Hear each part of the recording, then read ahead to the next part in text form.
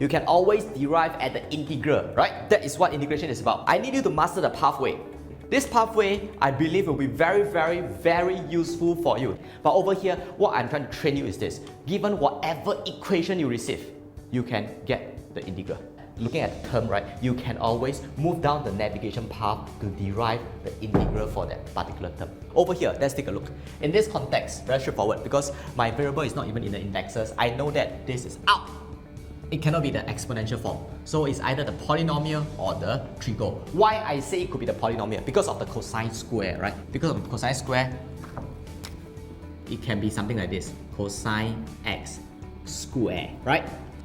How do I decide on whether it's a polynomial or trigo? It's very fast, Okay, the way is to look at whether the trigo you're looking at, can you integrate it or not?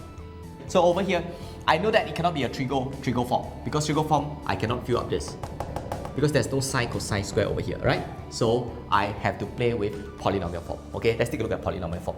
Since I'm playing with polynomial form, so I prefer to write it in this way. Okay, let's take a look at my polynomial form. Right, this is my polynomial form, right? So in this context, n will be equals to 2, right? N will be equals to 2, and my function over here will be this will be my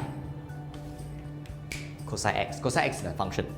Okay, and next, check for my partner, right? Check for my f prime. So when I differentiate cosine x, that's where whenever you check for your f prime is where you bring in your differentiation competency. So you need differentiation, I said before, to do integration. Therefore, in school, they cover differentiation first, followed by integration. Your f prime depend on the function you choose, and the function you choose depend on the form you decide. Okay? So when I decide on the polynomial form, the function I choose will be cosine x. When I choose my function as cosine x, my f prime will be negative sine x. Sine x, yes, I have sine x. The constant is not right. Over here is 1, over here is negative 1, right? So when only the constant is lacking, right, I can play with manipulation of constant.